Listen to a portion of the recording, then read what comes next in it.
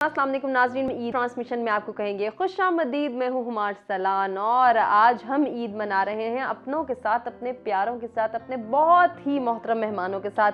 आपके साथ भी ईद मना रहे हैं और ये भी जानने की कोशिश करें कि हमारे मेहमान जो आए रोज़ हमारे टीवी शोज़ का हिस्सा होते हैं, मुख्तलिफ तज्ज़िये पेश करते हैं मुख्तलिफ किस्म की खबरों पर, वो अपने घर ईद कैसे मनाते हैं और बिलखुसूस ईद उल अज़हा जिसे कुर्बानी की ईद कहा जाता है, वो कितनी मसरूफ़ होती है, कैसे सेलिब्रेट करते हैं ईद का दिन। आज हम पहुंचे हैं अपने एक बहुत ही मोअज़्ज़ज़ मेहमान के घर और इनका तारुफ भी कराएंगे, उनके हवाले से बातचीत भी करेंगे। जब हम ये बात करते हैं कि आर्मी से ताल्लुक़ रखने वाले अफराद कैसे ईद सेलिब्रेट करते हैं, तो ये जानना बहुत ज़रूरी है कि वो लोग जब हाजिर सर्विस होते हैं तो फिर उनकी ईद कैसे होती है दोबाला, और फिर अपने घर का जब रुख करते हैं तो क्या घर पे भी वही नज़्म ज़ब्त देखने में आता है, वही कमांड एंड कंट्रोल होता है घर पे भी, या फिर घर पे वो ईद उल अज़हा के मौके पर चिल करते हैं, सुन्नत इब्राहिमी की अदायगी में मसरूफ़ होते हैं। इसके अलावा क्या क्या मसरूफियात होती हैं, खाने पीने के शौकीन कितने हैं हमारे ये मेहमान, आज उनसे ही जानेंगे। तो जी जल्दी से तारुफ कराते हैं अपने मेहमान का, उनकी फैमिली से मिलाएंगे, ईद उल अज़हा किस तरह से सेलिब्रेट करते हैं ये जानने की कोशिश करेंगे और माजी के झरोकों से भी कुछ यादें ताज़ा करने की कोशिश करेंगे। आज हम आए हैं ब्रिगेडियर रिटायर्ड आसिफ हारून साहब के घर। ब्रिगेडियर साहब के हवाले से आप यकीनन बहुत कुछ जानते हैं, हमारे मुख्तलिफ प्रोग्राम्स का हिस्सा भी वो होते हैं, लेकिन आज एक मुख्तलिफ नौयत से हम ब्रिगेडियर साहब की ज़िंदगी के हवाले से बात करेंगे, उनकी शख्सियत को जानने की कोशिश करेंगे और बिलखुसूस जिस तरह से मैंने पहले भी कहा कि ब्रिगेडियर साहब जब आर्म्ड फोर्सेस का हिस्सा थे तो फिर ईद उल अज़हा कैसे सेलिब्रेट करते थे, कितनी याद आती थी घर वालों की, और घर पे ईद का मज़ा कैसे करते हैं दोबारा ब्रिगेडियर साहब। इसके साथ साथ सुन्नत इब्राहिमी की अदायगी जो कि एक अहम फरीज़ा है, उसमें किस तरह से पार्टिसिपेट करते हैं। क्या ब्रिगेडियर साहब भी गोश्त के बांटने में अपना हिस्सा डालते हैं और वही मसरूफियात जो आम आदमी की होती हैं, क्या ब्रिगेडियर साहब की भी ऐसी होती हैं, फरमाइशें कितनी पूरी करवाते हैं भाभी जान से, ये भी हम जानने की कोशिश करेंगे ज़रूर आज के प्रोग्राम में। एक मुख्तसर सा तारुफ ब्रिगेडियर साहब की ज़िंदगी के हवाले से आप भी देखिए, उसके बाद कुछ निजी हवाले से हम उनके हवाले से बात करेंगे और ब्रिगेडियर साहब को जानेंगे एक मुनफरिद हैसियत में। आइए इंट्रोडक्शन देखते हैं, उसके बाद आपको मुलाकात करवाते हैं ब्रिगेडियर साहब से। Brigadier Asif Haroon Raja command and staff college और आर्म्ड फोर्सेस वार कोर्स के अहल हैं और कायदे आजम यूनिवर्सिटी से MSc वार स्टडीज की डिग्री रखते हैं। उन्होंने 1971 की जंग के दौरान साबिक मशरिकी पाकिस्तान में हिली की महाकावी जंग लड़ी। उन्होंने brigade major, directing staff, command and staff college, GSOI operations, defence attache मिस्र और सूडान और काहिरा में कोर ऑफ मिलिट्री अताशी के डीन के तौर पर खिदमत अंजाम दी। उन्होंने director psychological operations, north zone NLC और नेशनल गार्ड सेक्टर की कमांड की। रिटायरमेंट के बाद कहूटा रिसर्च लेबोरेटरीज में बतौर डायरेक्टर एजुकेशन एंड ट्रेनिंग खिदमत दी। फौज में उनकी शानदार खिदमत पर उन्हें सितारा इम्तियाज मिलिट्री से नवाजा गया। वो 8 साल तक 34 FF के एजाजी कर्नल रहे। वो बैटल ऑफ हिली 1948, 1965 और 1971 कश्मीर की लड़ाइयाँ और आज़ादी की जिद्दोजहद, Mohammad bin Qasim II general Musharraf, roots of 1971 tragedy के उन्वान से किताबों के मुसन्निफ हैं। उनकी अगली किताब कश्मीर की उलझी हुई गिरा ज़ेरे इशात है। वो एक दिफाई तज्ज़ियाकार, कॉलम निगार हैं और मुतादिद बैनुल-अक़वामी और कौमी अशातों के लिए सलामती, दिफाई और सियासी मामलात पर मज़ामीन लिखते हैं। वो member executive committee PESS, director MEASAC research centre हैं। जी नाज़रीन, एक मुख्तसर सा इंट्रोडक्शन आपने ब्रिगेडियर साहब के हवाले से देखा। आप ब्रिगेडियर साहब हमारे साथ मौजूद हैं, ईद उल अज़हा का दिन है और जल्दी से तारुफ कराते हैं ब्रिगेडियर साहब का, उनसे ईद किस तरह से गुजर रही है ये जानने की कोशिश करते हैं। अस्सलाम वालेकुम ब्रिगेडियर साहब। ईद मुबारक हो। खैर मुबारक, आपको भी बहुत बहुत ईद मुबारक हो। और आपके साथ आज एक और शख्सियत भी मौजूद है, हम उनको भी ईद की मुबारकबाद पेश करना चाहेंगे। ब्रिगेडियर साहब की मिसेज भी हमारे साथ मौजूद हैं। अस्सलाम वालेकुम। अस्सलाम वालेकुम। खैर मुबारक, आपको ईद की बहुत बहुत मुबारकबाद पेश करेंगे और साथ ही साथ जिस तरह से हम ब्रिगेडियर साहब की शख्सियत के हवाले से जानने की कोशिश करें, तो ब्रिगेडियर साहब सबसे पहले मेरा आपसे यही सवाल होगा, माजी के झरोकों से भी अब की ईद उल अज़हा कैसा महसूस कर रहे हैं? इस वक्त ईद उल अज़हा है और कुर्बानी का मौका है, सुन्नत इब्राहिमी की अदायगी में कितना पार्टिसिपेट करते हैं? जी, जहाँ तक कुर्बानी का ताल्लुक़ है, ये तो जब से जायज़ हुई मुझ पे उस वक़्त से मैं कुर्बानी जो है वो अदा कर रहा हूँ। और कभी अल्लाह के फ़ज़ल से आज तक नागा नहीं हुआ। इस दफ़ा पहली दफ़ा ऐसा हुआ है कि हमने बकरा ख़रीदा नहीं, रखा नहीं, पाला नहीं, बल्कि वही जो है कसाई को बताया और उसी ने जो ना ज़बह भी करके काट के और हमें गोश्त यहाँ पहुँचाया। और क्योंकि आपको पता है कि अभी दिन ब दिन मसाइल जो हैं बहुत बढ़ रहे हैं, सही। कसाई नहीं मिलता और उस बड़े इस तरह की चीज़ें जो हैं वो आ गई हैं जो पहले नहीं थी। तो जब सर्विस के दौरान थे तो ये मसले मसाइल नहीं होते थे, आराम से बकरा भी मिल जाता था, कसाई भी मिल जाता था और ख़्याल रखने वाले, गोश्त को करने वाले वो भी थे। बाकी बेगम थी, वो जाने हिस्से करें, आगे बाँटें, वो किस्सा तो जारी व अरे सारी बाँटने था। नहीं जाते थे ब्रिगेडियर साहब आप? नहीं, क्यों नहीं जाते, बिल्कुल। मतलब ये है कि जब फ़ौज में थे तो उसमें ये था कि सबसे पहला जो स्टार्ट ईद की होती थी कि जी सुबह उठना, नहाना, तैयारी करना, कुछ सुन्नत की जो चीज़ें होती हैं वो करके और फिर मस्जिद में जाना, नमाज वहाँ पढ़ना, वहाँ लोगों से मुलाकात करनी, फिर वापस आना और फिर वो कसाई वगैरह का इंतज़ार करना। तो ये तो शुरुआत थी, लेकिन जो ईद हमारी फिर होती थी नाश्ते से। तो नाश्ते में आम तौर पे जो है शीर खुरमा सही। जो है वो अच्छा बनाती हैं ये। और इस दफ़ा जो है पैनकेक्स वो बनाए, फिर उबले हुए अंडे और अच्छी सी वो चाय और जो है चना चाट। तो ब्रिगेडियर साहब वो रिवायती जो कलेजी खाने का एक रिवाज है वो आपके यहाँ भी है? वो फिर नेक्स्ट फेज़ में होता है। अच्छा, जी, सही। वो फिर नेक्स्ट फेज़ में है, जब जैसे ही वो हो के तो फिर कलेजी जब आती है तो फिर वो होता है, क्योंकि उसका तो सबसे बेचैनी से बहुत इंतज़ार होता ऐसा ही है, है। क्योंकि वो उसका तो जो हर लुत्फ़ है घर की रिवायत है कि जब वो तक कलेजी नहीं खाएँगे तब तक शायद ऐसा लगता है कि सुन्नत इब्राहिमी का फरीज़ा ही अदा नहीं हुआ। तो ब्रिगेडियर साहब जैसे आप भी ज़िक्र कर रहे थे कि जब सर्विसेज़ के टाइम था और अब रिटायरमेंट की एज है, तो इसमें बेसिक जो आप एक चीज़ बहुत ज़्यादा याद करते हो, कोई दिलचस्प वाक़या आपके ज़हन में हो, ईद उल अज़हा के हवाले से स्पेशली? बस ये है कि जब सर्विस के दौरान एक तो ये होता है कि हमारी यूनिट जो होती है या हेडक्वार्टर है जहाँ भी मैं सर्विस कर रहा हूँ, वहाँ पर एक बड़ा खाना होता है।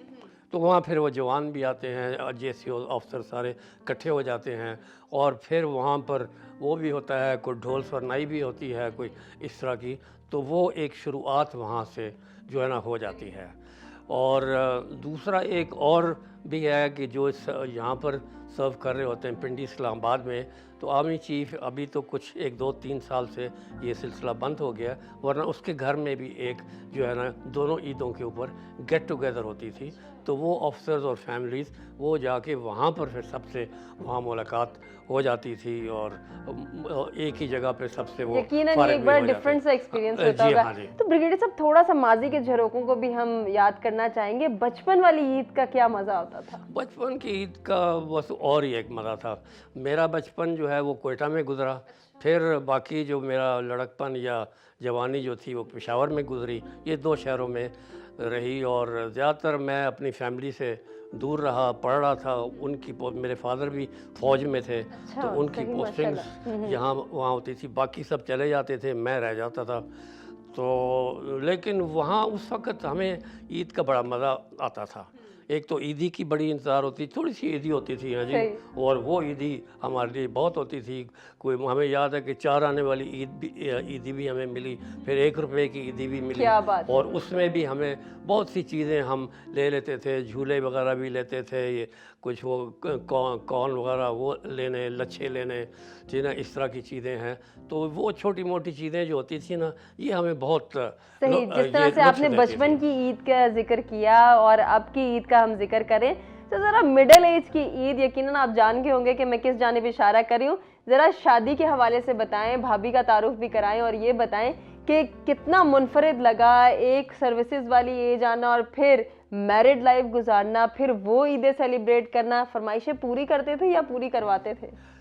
ऐसे भी होता था जब तक मेरे वालिद साहब और वालदा साहिबा हयात थे, तो ये फिर सारे हम जितने बहन भाई हैं अपनी फैमिलीज़ के साथ वो अपने पेरेंट्स के घर में वहाँ जाते थे। वो एक बहुत ही झेलम में हमारा मेन रोड के ऊपर एक बहुत बड़ा घर वाले साहब ने बनाया हुआ था। तो जो लुत्फ़ वहाँ आता था वो मैं उसका बयान नहीं कर सकता। क्या बात है वाह! हाँ, वो और फिर मेरी वालदा साहिबा वो खाने में बहुत ज़्यादा एक्सपर्ट थीं, सारी अपनी बेटियों को उन्होंने सिखाया। इसने भी आके फिर हमारी फैमिली में वो सीखा हुनर कि कैसे हम राजपूत जो है ना खाना खाते हैं। ये ज़रा थोड़ी और टाइप का इनका था। अच्छा, तो वो ज़रा उनसे भी हम जान लें, अगर आप इजाज़त दें, कि उनका कौन से किस्म की रिवायात थी और कौन से खाने बहुत अच्छे बनाती थी आपकी मिसेज़। तो आप हमें बताएं क्या बनाना बहुत पसंद था और क्या सिर्फ़ और सिर्फ ब्रिगेडियर साहब के लिए बनाना सीखा? इनको तो खैर फ़िश वैसे मतलब पूरा साल ही बेशक देते रहें तो बड़े शौक़ से खाते हैं। हमारे घर में ज़रा थोड़ा वाकई डिफरेंट होता था इनकी निस्बत ना, जिस तरह बनाया जाता है, लाइक थोड़ा ड्राई टाइप चीज़ें सारी होती थी। ये इतना ड्राई नहीं पसंद करते, तो इसलिए वो सीखना पड़ा है। अच्छा, सॉर्ट ऑफ। तो सास ने सिखाया था आपकी? उनसे भी सीखा है, मेरी नंदों से भी मैंने सीखा है। और वरना उससे पहले मैं ज़्यादा शौक़ से बनाती थी, ये चाइनीज़ डिशेस बनाती होती थी और बेकिंग करती होती। अच्छा, हम ब्रिगेडियर साहब से अक्सर औकात प्रोग्राम्स में मिलते हैं, तो अपनी सिस्टर्स के हवाले से बात करते हैं। ब्रिगेडियर साहब, कौन सी ब्रिगेडियर साहब की सिस्टर आपकी भी फेवरेट है और उनसे आपको मिलके बहुत अच्छा लगता है? मुझे तो जी चार बहनें हैं। अच्छा, माशाल्लाह इनकी चारों के साथ अच्छा लगता है मिलके। लेकिन जो सबसे बड़ी वाली बहन है वो काफ़ी, उनका और मेरा एज डिफरेंस काफ़ी है, तो वो बिल्कुल मुझे बहुत ज़्यादा अपने बच्चों की तरह वो ट्रीट करती हैं। तो वो उनका भी ज़ाहिर बात है कि कभी डांट पड़ी है उससे? जी, कभी डांटा है उन्होंने? नहीं डांटा? कभी नहीं डांटा। किसी बात पे कोई गलती हो? ना, उन्होंने कोई ऐसा कभी नहीं। ये जी उनकी ये सब मेरी बहनों वगैरह की ना फेवरेट हैं। क्या बात है, फिर तो डांट पड़ ही नहीं सकती। तो ब्रिगेडियर साहब ये बताएं, वो इसी को साइड लेती हैं। जो गिला मुझे यही रहता है कि सब साइड इसी की होती है, हमारी नहीं लेता। फिर ये बताएं आपने कौन सा जादू किया जो हाँ, ब्रिगेडियर साहब को गिला हो गया कि आपकी साइड सब लेते हैं? नहीं, ऐसी तो कोई बात नहीं है। लेकिन ये है कि बस इट्स नाइस ऑफ देम कि अच्छे तरीके बिल्कुल से। जी, ऐसे। ब्रिगेडियर साहब ये बताएं, कोई ख़ास फरमाइश जो सिर्फ भाभी से आपने पूरी करवानी होती है खाने के हवाले से, कि ये बनेगा तो ईद का मज़ा आएगा? ये पुलाव बड़ा अच्छा बनाती हैं, कोई अच्छा। शक नहीं है। और खड़ा मसाला, ये दो चीज़ें इसकी बड़ी स्पेशलिटी हैं। अब तो खैर और चीज़ों में भी इसने बड़ी महारत कर ली है, लेकिन ये दो इसकी ख़ास स्पेशलिटीज़ हैं। जो गेस्ट भी आते हैं ख़ास हमारे, तो वो बनाते हैं, तो फिर लोगों को ये कभी ऐसे नहीं कहा कि अब मैं गेस्ट के लिए क्यों बनाऊं, मैंने तो घर जाना है, मैकी की याद आ रही है? नहीं, ऐसा इसने नहीं किया, क्योंकि ज़्यादा इसने बेचारी ने ईदें यहीं की हैं। वो फिर हम बाद में जाते हैं वहाँ इनके पेरेंट्स के घर, इस्लामाबाद में ये वहाँ से ये है, तो वो तो हम ज़रूर जाते हैं, लेकिन ज़्यादा इसने ईदें यहीं पर की हैं। तो आपने सोचा था शादी के बाद ऐसे लाइफ चेंज हो जाएगी और फिर मुझे आर्मी घराने में जाना होगा, फौजियों से मेरा ताल्लुक होगा, कितनी स्ट्रिक्टनेस बर्दाश्त करनी पड़ी? और क्या ब्रिगेडियर साहब घर में भी ब्रिगेडियर साहब हैं? हाँ, बिल्कुल, डेफिनेटली हैं। पूरे आप कह लें कि ब्रिगेड कमांड करते हैं घर में भी शुरू में। मतलब और तो इनके पास कोई इतना अब ऑर्डर देने वाले लोग नहीं है कि जिनके ऊपर ऑर्डर्स अपने चलाएं। तो मैं ही मिलती थी, जो इनकी स्टेनो भी थी, तो पीए भी थी, तो ड्राइवर भी थी, तो सारा कुछ। सबसे ज़्यादा क्या स्ट्रिक्टनेस बर्दाश्त करनी पड़ी? जी, सबसे ज़्यादा किस चीज़ में स्ट्रिक्टनेस शो करते थे? खाने पीने के मामले में, पहनने ओढ़ने के मामले में, या बस सुबह उठो और वही सारी स्ट्रैटेजीज अपनाओ? नहीं, ऐसा तो कोई मसला नहीं। हाँ, इतना कोई इस तरह का मसला नहीं था। लेकिन ईद वगैरह पे भी उतना ही स्ट्रिक्ट रहते थे? नहीं, इतने स्ट्रिक्ट तो मतलब he is not that strict the whole time. लेकिन ये कि बहरहाल थोड़ा सा इनका है कि इनकी मर्जी के खिलाफ नहीं होना चाहिए कुछ। अच्छा। हाँ, वो तो होता ही है। ये भी वर्गो है, मैं भी वर्गो हूँ। ओहो हो, ये तो बड़ा कमाल हो गया। क्लैश हो गया ना, मैं भी परफेक्शनिस्ट हूँ, ये भी परफेक्शनिस्ट है। और मेरी भी सारी ज़िंदगी जो है वो डिसिप्लिनेरियन लाइफ गुजरी है। हार्ड टास्क मास्टर, काम मैं पूरा करता हूँ, ज़्यादा करता हूँ अपने जूनियर से, और उनसे भी करवाता हूँ। तो ब्रिगेडियर साहब कभी कोई ऐसा क्लैश आ गया हो किसी माइनर से इशू पे, कोई खरीदना हो कुछ कपड़े वगैरह या फिर कोई खास मेहमान की दावत करनी इसको हो? तो कोई चीज़ पसंद आती नहीं है ना जी। अच्छा। इसका ये मसला है, ओहो। She is very choosy in things. आपके लिए नहीं पसंद आती या अपने लिए नहीं पसंद अपने आती? लिए नहीं, मेरे लिए मसला कोई तो नहीं फिर होता। आप पसंद कर देते होंगे। नहीं वो नहीं, इनकी अपनी पसंद होती है। वैसे अब कि तो ये सवाल करना बनता है कि फिर ब्रिगेडियर साहब कैसे पसंद आ गए? या फिर हाँ, ये ये बात है, ये है। बस आई डोंट नो कि मतलब अरेंज मैरिजेस ही होती है ना, इसलिए कोई इसमें सच पहले से तो पसंद करना या ना पसंद करने का तो कोई जवाब ही नहीं अच्छा, होता। आजकल ब्रिगेडियर साहब बड़ी अच्छी बात मैम कर रही हैं, क्योंकि हमें ब्रेक के जाने में बढ़ना, लेकिन उससे पहले मैं चाह रही हूँ कि आपका कमेंट ले लें हम। आजकल के नौजवान यंगस्टर्स को जब हम देखते हैं तो बड़ा वो शाय कर रहे होते हैं या बहुत ज़्यादा कॉन्शियस होते हैं कि अरेंज मैरिज नहीं, पता नहीं क्या हो जाएगा। हमारे ज़मानों में, आपके ज़मानों में अरेंज मैरिजेस मेरा ख्याल है कि ज़्यादा सक्सेसफुल। बिल्कुल ये दस्तूर था बड़ों का भी, और वो अच्छा दस्तूर था। तो अब ये एक नए ट्रेंड्स आ गए हैं कि जी बस वो अपनी प्री मर्जी प्लान्ड करने, हो, प्री पहले हम प्लान्ड है, केमिस्ट्री अपनी डेवलप कर लें। फर्स्ट लव और ये फलाना दिस एंड दैट। तो वो ठीक है, वो चीज़ भी ये है, लेकिन ज़्यादातर हमने ये देखा है कि वो लव अफेयर जो है वो ज़्यादा देर पा नहीं रहता। अरेंज मैरिजेज आमतौर पे कामयाब रहती हैं। अच्छा, ब्रिगेडियर साहब जो बात करें, और उनसे सवाल करने का मकसद भी यही था कि आज की यूथ क्या सोच रही है, यंगस्टर्स को किस तरह से गाइड करते हैं, और क्या घर में नई सोच और पुरानी सोच का कोई क्लैश होता है या नहीं होता। तो हम ब्रेक की जाने बढ़े नाज़रीन। ब्रेक से जब हम वापस आएंगे, ब्रिगेडियर साहब के साहबजादे से मुलाकात कराएंगे, उनसे जानेंगे उनकी सोच क्या है, और घर में इतने स्ट्रिक्ट और मुनज़्ज़म वालिद साहब मौजूद हों तो फिर चीट कैसे की जाती है और किस तरह से अपने प्लान्स किए जाते हैं, इवेंट्स पे जाया जाता है, या दोस्तों के लिए कैसे टाइम निकालते हैं साहबजादे, उनसे ही जानेंगे, लेकिन इस छोटे से ब्रेक के बाद। Stay with us. Welcome back नाज़रीन। प्रोग्राम में एक मरतबा फिर से आपको कहेंगे खुशामदीद, और एक मरतबा फिर से अपने तमाम देखने वालों को ईद की भरपूर मुबारकबाद पेश करना चाहेंगे। ब्रेक पे जाने से पहले हम बात कर रहे थे ब्रिगेडियर रिटायर्ड आसिफ हारून साहब से और उनकी मिसेज से, और जानने की कोशिश कर रहे थे आज की सोच, आज के नौजवान की सोच कितनी डिफरेंट है और क्या वो ठीक समत में जा रही है या नहीं। इस पर हम अपनी गुफ्तगू के सिलसिले को आगे बढ़ाएंगे और आपकी मुलाकात कराएंगे ब्रिगेडियर साहब के साहबजादे से। अस्सलाम वालेकुम। अस्सलाम वालेकुम। राफे हमारे साथ मौजूद हैं। वालेकुम अस्सलाम। राफे, आपको भी बहुत बहुत ईद मुबारक। आपको भी बहुत ईद मुबारक। खैर मुबारक। नाज़रीन, अब ज़रा हम राफे से जानना चाहेंगे कि एक ऐसा घराना जहाँ पे अब्बा जान फौजी हैं और ब्रिगेडियर साहब घर में भी ब्रिगेडियर साहब हैं, ये तो हमें मिसेस ने उनकी बता दिया, लेकिन एज अ वालिद वो क्या वाकई ब्रिगेडियर साहब हैं, या फिर कभी कभी राफे को भी मौका मिलता है कि वो अपने दोस्तों के साथ टाइम स्पेंड करें, चीट मील्स एंजॉय करें, या फिर घर से बाहर ज़्यादा वक्त गुजारें। राफे, ज़रा हमें इन तमाम तर सवालात के जवाब दें जल्दी से। जी, मैं बस इतना ही कहूँगा कि जितने भी फ़ौजी बाप हैं वो बहुत सख्त होते हैं, बिल्कुल मेरे भी हैं, लेकिन मेरे साथ बहुत लीनियंट रहे हैं कंपैरेटिवली। अगर आप बाकियों से देखें तो वैसे हाँ, अगर कोई इवेंट हो या कोई काम हो तो फिर बिल्कुल वह बहुत स्ट्रिक्ट हैं, और वो पहले से ही 2-3 दिन पहले से ही प्लान करेंगे और मेरे साथ बैठ के कहेंगे इस तरह हमने एक्सिक्यूट करना है जो भी होना है। उसके अलावा अगर आप दोस्तों वगैरह की बात करें तो उस पर कभी उन्होंने मना नहीं किया, बस इतना कहा कि अच्छे दोस्त बना उनके साथ फिर हो, बाकी कोई मसला नहीं है। क्या बात है, ये तो फिर सारा क्रेडिट ब्रिगेडियर साहब को जाता है ना।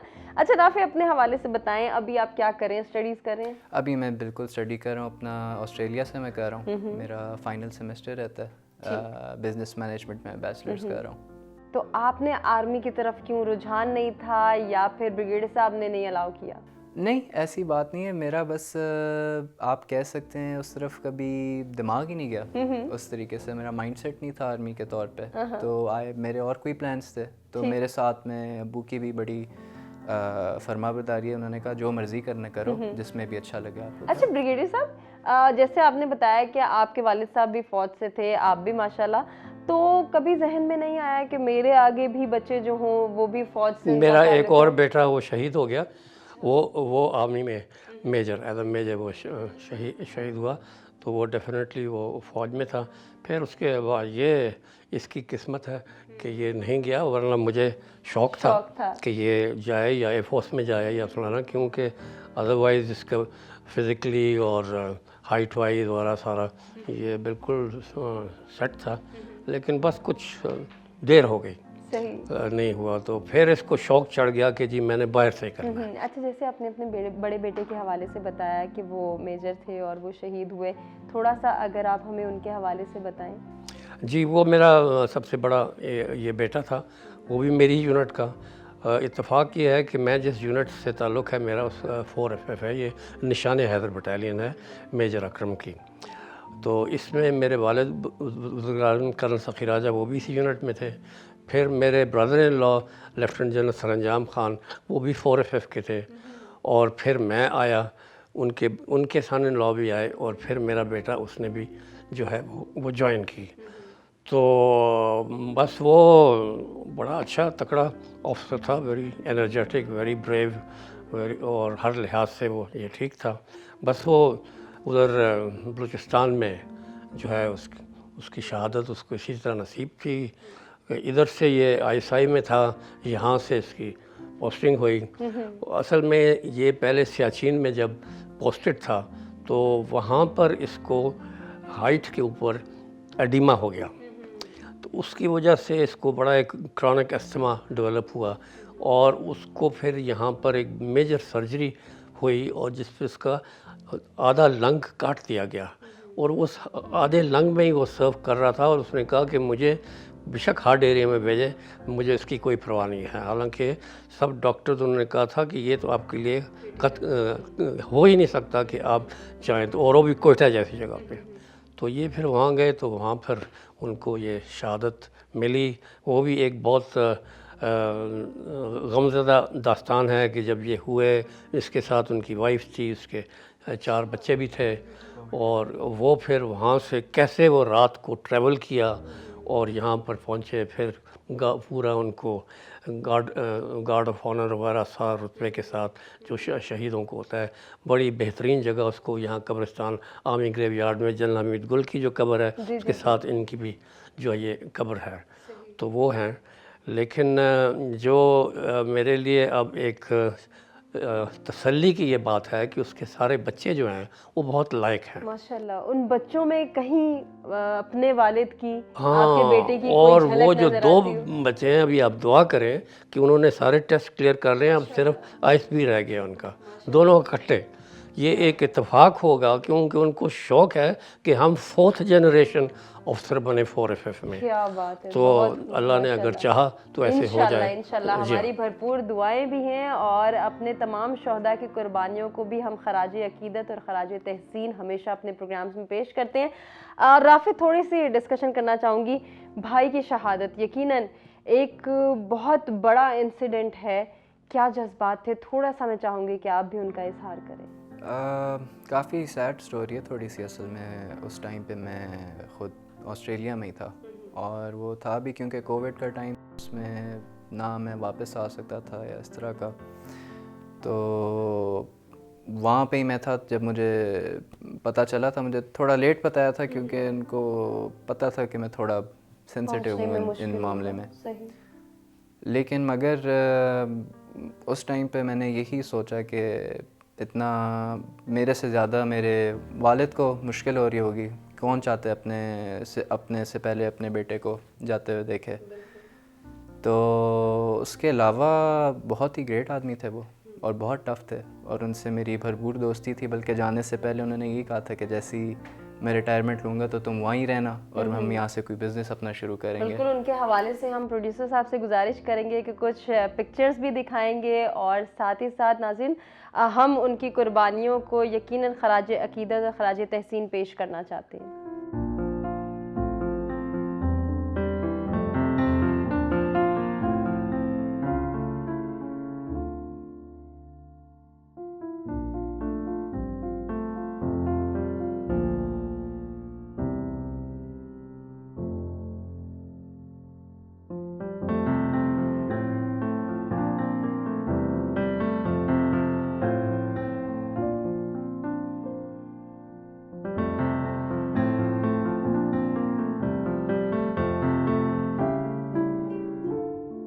जी, जिस तरह से राफी से भी हमने जाना कि भाई की शहादत पर क्या उनका जो है वो जज्बात थे, उसके हवाले से जानने की कोशिश की, और अब भाई के माशाल्लाह बच्चों के हवाले से भी हम बात कर रहे हैं कितनी खुशी महसूस होती है कि भाई के बच्चों में वो जज्बा ईमानी, वो जज्बा हुब्बुल वतनी डेवलप होते हुए।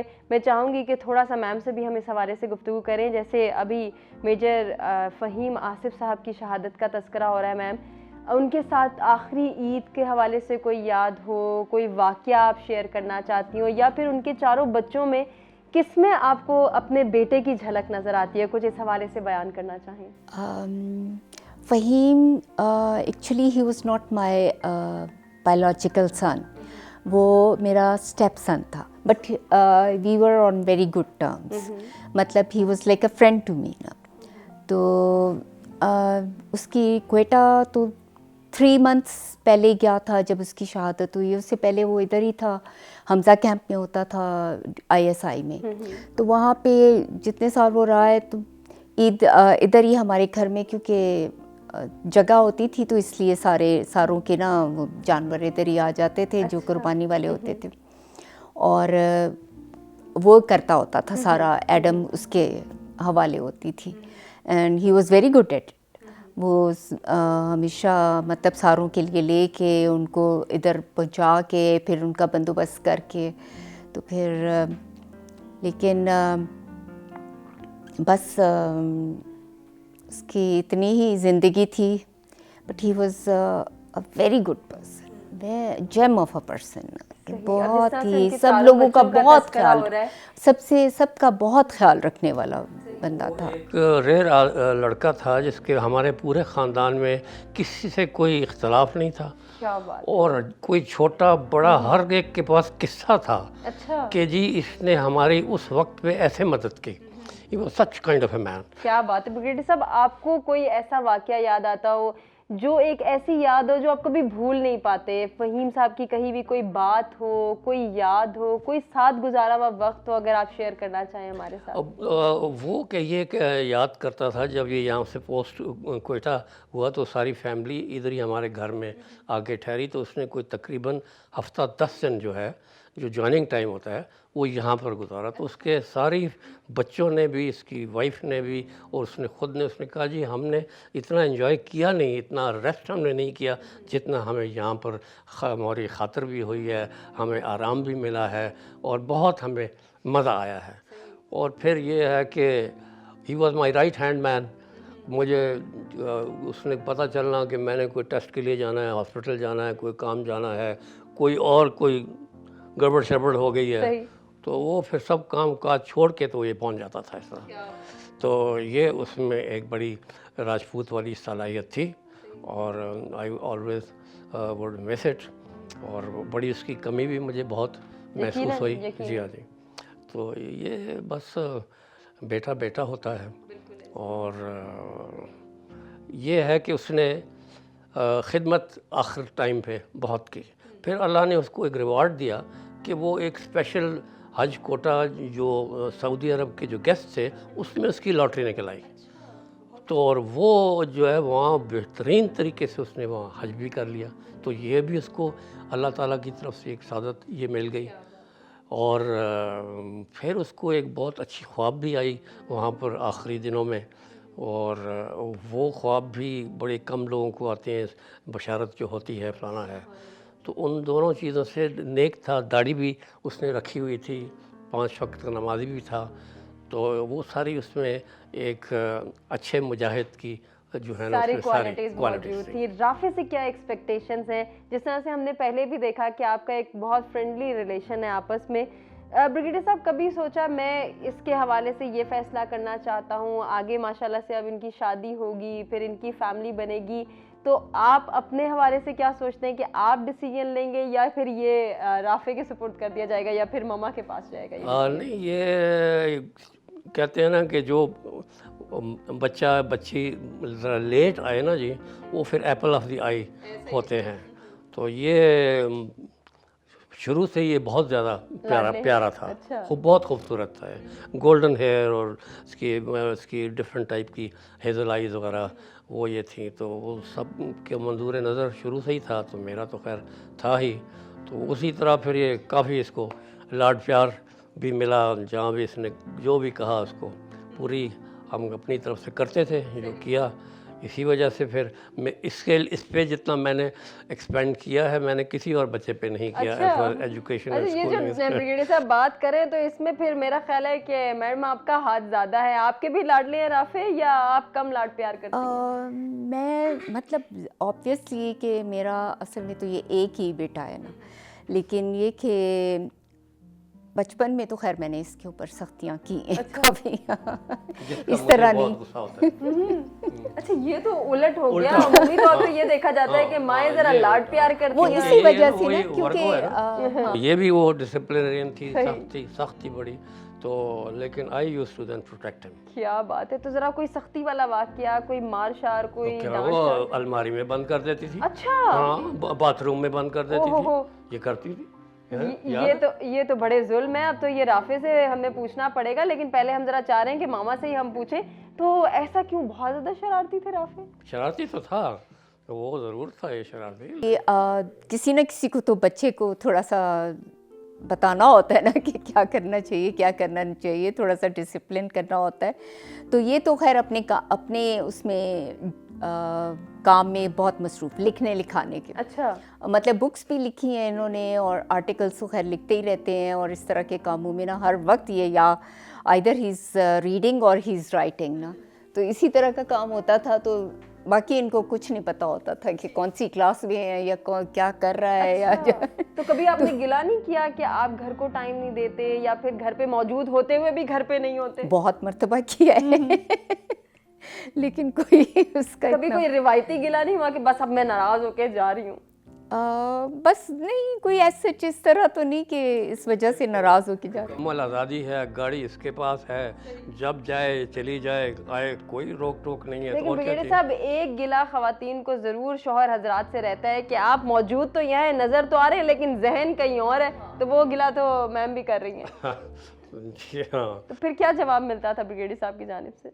बस कि ये माओ का ड्यूटी है कि वो बच्चों को वो कभी देखें। कोई क्लैश नहीं आया कि वो इतनी फ्रेंडली नेचर वाले हैं बेटे के साथ और आप जरा थोड़ा सा स्ट्रिक्ट मॉम है, कभी किसी बात पे आप दोनों झगड़ लिए हो? हाँ, अक्सर। अच्छा, मतलब हो जाता है, लेकिन वो तो नॉर्मली हर फैमिली में आई गेस होता है। राफे की पसंद का खाना बनता है घर में या ब्रिगेडियर साहब की ये तो सिर्फ ज़्यादा ये बर्गर टाइप बनता है। अच्छा। तो हाँ, अभी ज़रा थोड़ा इसको माइल किया हमने इस तरफ, वरना इसका आपने यही शौक। पाकिस्तान से बाहर भेज दिया ना, तो अब बर्गर ही बनना था, तो हाँ, पाकिस्तानी कैसे तो बनना ये था? अब जरा बस हम ये जानते हैं फास्ट कि फूड, राफे की फास्ट क्या फूड। प्लानिंग्स हैं हाँ, और आगे आने वाला वक्त वो किसके डिसीजन पर ज़्यादा फोकस करेंगे, मामा के या फिर ब्रिगेडियर साहब के डिसीजन पे ज़्यादा फोकस करेंगे? शादी के हवाले से राफे से हम ज़रूर जानेंगे, कुछ आगे की प्लानिंग्स भी डिस्कस करेंगे, और ओवरऑल ईद उल अज़हा या फिर सुन्नत इब्राहिमी की अदायगी हमें क्या पैगाम देती है, ज़रूर इसके हवाले से भी बात होगी, लेकिन इस छोटे से ब्रेक के बाद। जी, वेलकम बैक नाज़रीन, मरहबा। ईद शो में एक मरतबा फिर से आपको कहेंगे खुशामदीद। हम सेलिब्रेट कर रहे हैं ईद उल अज़हा की खुशियाँ, सुन्नत इब्राहिमी की अदायगी। इस फरीज़े को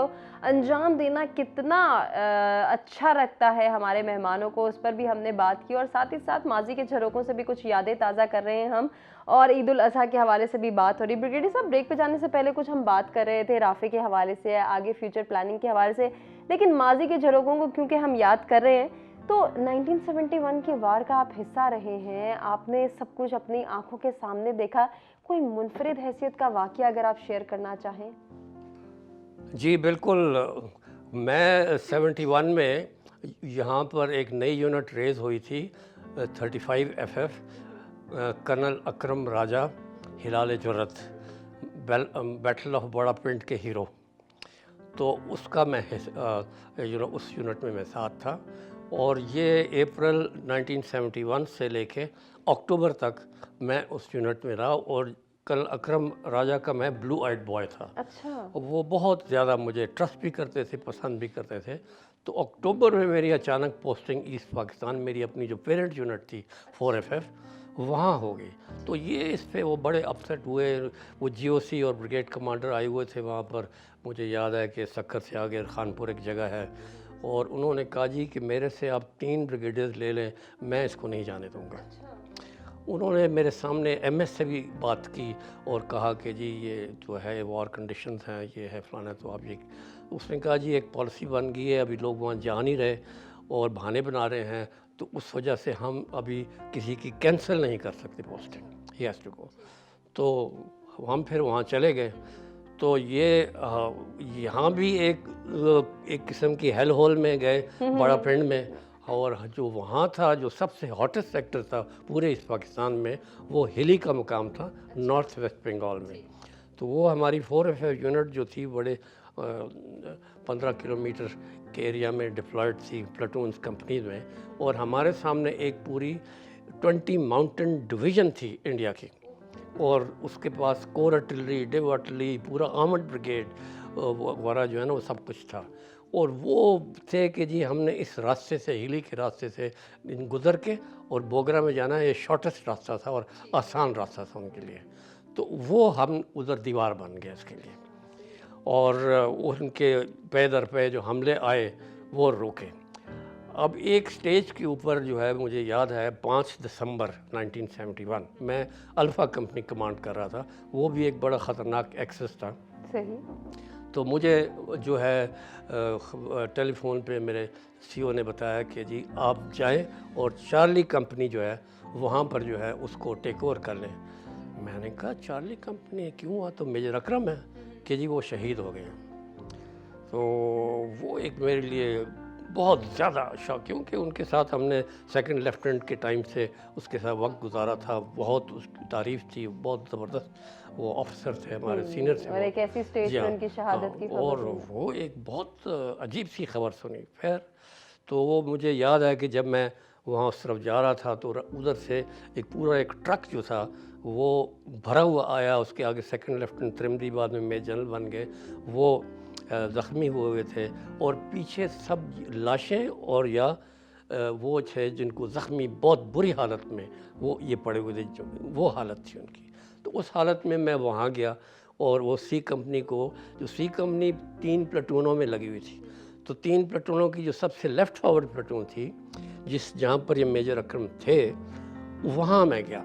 तो वो इतनी नज़दीक थी कि वो दुश्मन का जो स्मॉल आर्म फायर जो है ना, वो भी आता था हमारे पीछे कंपनी हेडक्वार्टर के ऊपर भी इतने, और उसके साथ टैंक भी वो जो है ना वो भी लगे हुए थे। तो वो मेरे लिए एक बहुत बड़ा एक इम्तिहान था। वो रात 5-6 दिसंबर की रात जो है, कि मुझे याद है कि कोई 12-1 बजे, और बहुत ज़्यादा जब अंतहा से ज़्यादा वहाँ शेलिंग, मोटर और टैंक फायर हुआ। तो मेरे साथ 7 लोग थे टोटल। एक प्लाटून में कोई 57-59 लोग होते हैं। 7 लड़ाए गए थे, बाकी सब या तो शहीद हो गए थे या बहुत ज़्यादा ज़ख्मी हो गए थे। हम्म। सीनियर जैसी ज़ख्मी लेटा हुआ था। तो वो मेरे साथ जो वायरलेस ऑपरेटर था, उसने कहा सर ये अटैक आ रहा है। मैंने कहा तुम्हें क्या पता है अटैक आ रहा है? उसने कहा जी इसी तरह वो जो हमारे तो हर वक्त उनके अटैक आते हैं, जो जब बहुत ज़्यादा वो गोलाबारी उनकी शुरू हो जाती है तो वो फिर अटैक करते हैं। अब आगे तो कुछ भी नहीं था हमारा, खाली था।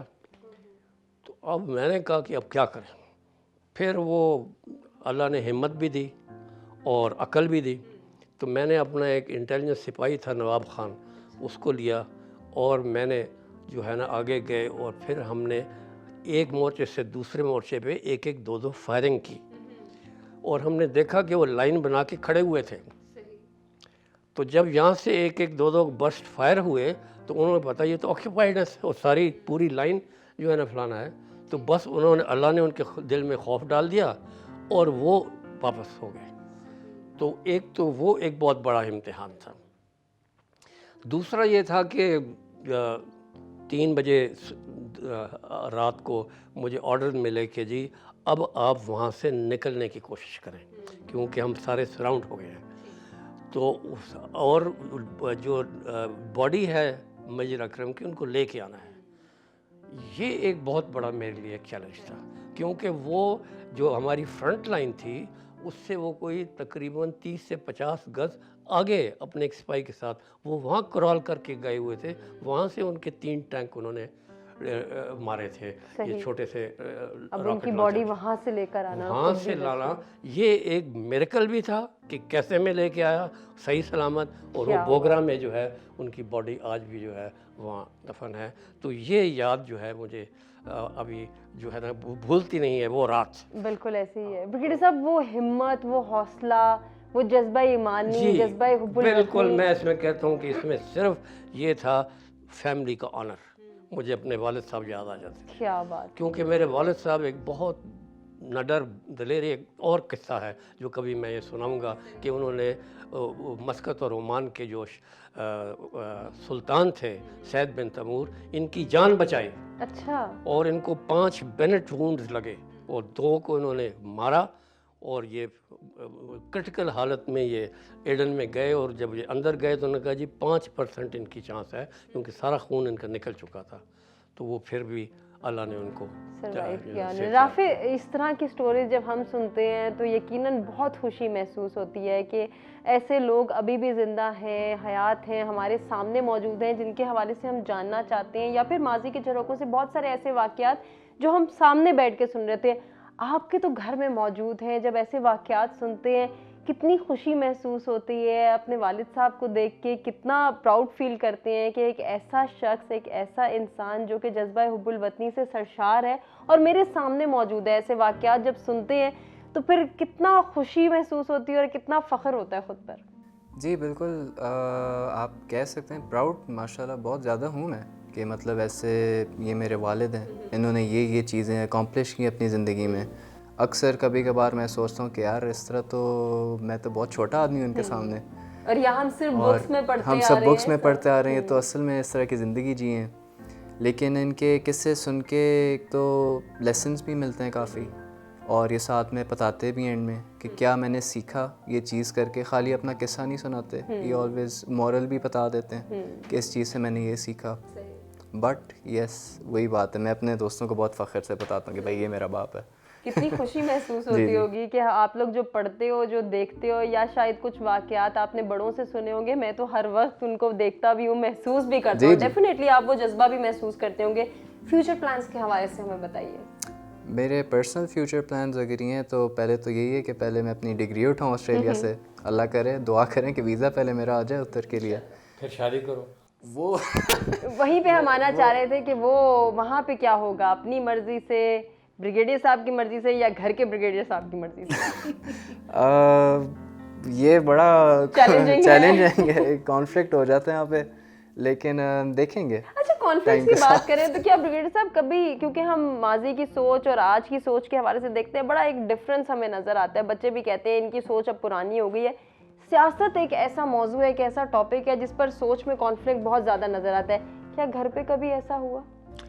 नहीं, ऐसा वो क्लैश ऑफ पर्सनालिटी हो, इस तरह का क्लैश तो ये नहीं हुआ। लेकिन यही है कि वो चीज़ है कि मसलन ये है कि ये पीटीआई की बड़ी दिलदादा हैं तो मैं नहीं हूँ, ठीक है ना। ये नहीं हो कि मैं नून लीग गया हूँ, नहीं, वो भी नहीं हूँ, लेकिन मैं बैलेंस्ड हूँ। हम तो सियासी टॉपिक्स पे आपका तज्जिया लेते रहते हैं, घर पे कौन तज्जिया निगार होता है, ज़रा ये बता दें, ये भी बड़ा इंटरेस्टिंग हो गया हाँ, हमारे तो लिए। वो ये ज़रा बड़े गौर से मेरी चीज़ें सुनता है, वो सुनती नहीं है, तो बस यहाँ कॉन्फ्लिक्ट इधर आता है। यहाँ कॉन्फ्लिक्ट तो ये आता है, लेकिन ये मेरा ख्याल है ये एक ज़िंदगी का एक ये हिस्सा है।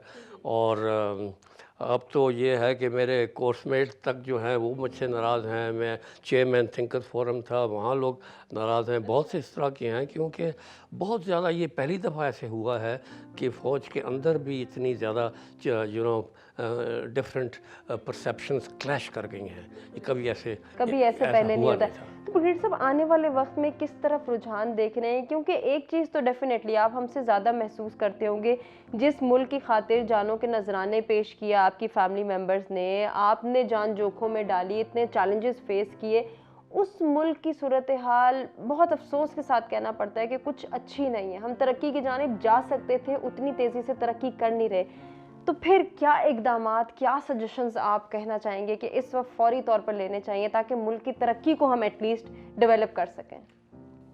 मैं तो ये कहूँगा कि सबसे पहली चीज़ जो ये है कि हमें गलतियाँ हर एक ने की हैं।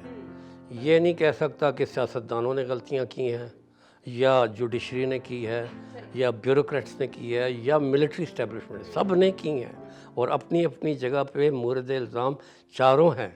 ये हर एक को अपनी अपनी गलतियों को एडमिट करना पड़ेगा। नंबर पहली बात तो ये है कि accept your own faults and weaknesses. ये करके दूसरा जो हमने काम जो करना है बहुत ज़रूरी कि अपने आप को ठीक करना है और फिर रिफॉर्म्स की तरफ जाना है।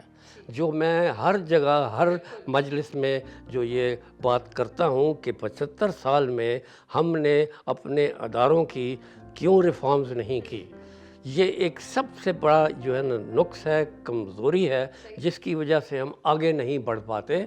क्योंकि हमारे अगर अदारे ही नाकस हैं तो फिर काम कौन करेगा? जो पार्लियामेंटेरियन है उनका तो काम सिर्फ लेजिस्लेशन का है, तो वो तो नहीं है। ये तो जो काम करने वाले हैं वो अगर ठीक नहीं है तो काम आगे, गाड़ी आगे कैसे चलेगी? बिल्कुल, जैसे हम ईद उल अज़हा के हवाले से कहते हैं कि ये ईद है ईसार और कुर्बानी। जब तक हम ईसार और कुर्बानी को साथ लेकर नहीं चलेंगे, मेरा नहीं ख्याल कि हमारा मुल्क तरक्की करेगा। राफे, कोई मैसेज देना चाहो? आप मुल्क से बाहर भी रह चुके हो और जिस तरह से बाकी ममालिक को देखते हो, क्या चीज़ फौरी तौर पे आप चाहते हो कि पाकिस्तान में इम्प्लीमेंट हो जाए ताकि हमारी यूथ सिक्योर फील करे?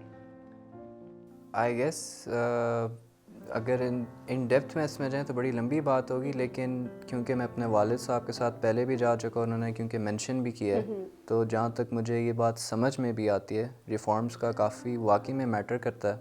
और फिर जो मैं ये कहूँगा कि हर इदारे को अपना काम करना चाहिए और सही से करना चाहिए। बिल्कुल, ये बहुत खूबसूरत पैगाम है और हम ज़रा मैडम की जानिब भी बढ़ते हैं, उनसे जान लेते हैं वो हमें क्या पैगाम देना चाहेंगी ईद उल अज़हा के हवाले से, जज्बा इसार व कुर्बानी के हवाले से। और एक फैमिली मेकिंग की जब हम बात करते हैं, एक फैमिली को लेकर चलना, आज की यूथ में हमें ये भी बहुत ज़्यादा कमी महसूस होती है। उसके हवाले से अगर कोई पैगाम देना चाहें तो प्लीज़ आप भी दे दें। कुर्बानी के से मैं ये कहूँगी कि कुर्बानी का असल मकसद तो यही होता है कि जो चीज़ आपको पसंद है, सबसे ज़्यादा पसंद है, कि वो अल्लाह की राह में आप उसकी कुर्बानी दें। चाहे वो एक ज़िबा करके किसी बकरा वकरा वो आप दे रहे हैं, या आप वैसे किसी की कोई मदद करना चाह रहे हैं, या वैसे कोई और चीज़ मतलब सदका करना चाह रहे हैं, तो वो चीज़ किसी ऐसी ख्वाहिश को, मेरे नज़दीक ऐसी बात है कि कंट्रोल करना भी एक कुर्बानी है कि जिससे किसी के नुकसान हो रहा है या सोच रहे हैं कि शायद इससे बिगाड़ पैदा हो सकता है। बिल्कुल बिल्कुल, तो वो यही है कि जो बंदा अपने लिए पसंद करता है वही अगर दूसरे के लिए भी पसंद करे हर लिहाज से, चाहे वो मतलब आप किसी भी एस्पेक्ट को ले लें, तो उस दूसरे के कहते हैं ना शूज़ में जाके तो उसको फील करना चाहिए हर एक इमोशन को। बिल्कुल ऐसे। तो फिर ही आप सही तरीके से किसी के लिए कुछ कर सकते हैं, कुर्बानी यकीनन ऐसा ही। आप सबका बेहद शुक्रिया अदा करना चाहेंगे। बहुत कुछ जाना, बहुत कुछ सीखा आपसे और ईद उल अज़हा सेलिब्रेट की हमने ब्रिगेडियर रिटायर्ड आसिफ हारून साहब और उनकी फैमिली के साथ। यकीनन आपको ये प्रोग्राम पसंद आया होगा, अपने फीडबैक से आगाह कीजिएगा। और एक ही मैसेज हम देना चाहेंगे आपको कि जब हम बात करते हैं कि ईद उल अज़हा का मकसद क्या है, तो अनफॉर्चुनेटली आज के माशरे को जब हम देखते हैं, आज अपनी यूथ को देखते हैं, तो हमें सिर्फ बकरा, दुम्बा या जानवर याद रह गया, हकीकी मैसेज हम भूल गए। इस जज्बा इसार और कुर्बानी के मैसेज को समझने की कोशिश करें और अपनी आने वाली नस्लों तक पहुंचाने की भी ये आपकी जिम्मेदारी है, इसको पूरा करें। इंशाल्लाह ये वक्त हमारा है और आने वाला वक्त इससे बहुत अच्छा है, इसको हम सब ने मिलकर अच्छा बनाना है। यही है पैगाम। इसी के साथ आपसे एक मरतबा फिर से चाहेंगे इजाज़त, और आने वाले प्रोग्राम्स में ईद उल अज़हा के हवाले से मज़ीद भी मेहमानों से मुलाकात भी होगी, उनका तारुफ भी होगा और उनकी लाइफ स्टोरीज भी शेयर करेंगे। अभी इजाज़त दीजिए, अल्लाह ने के बाद।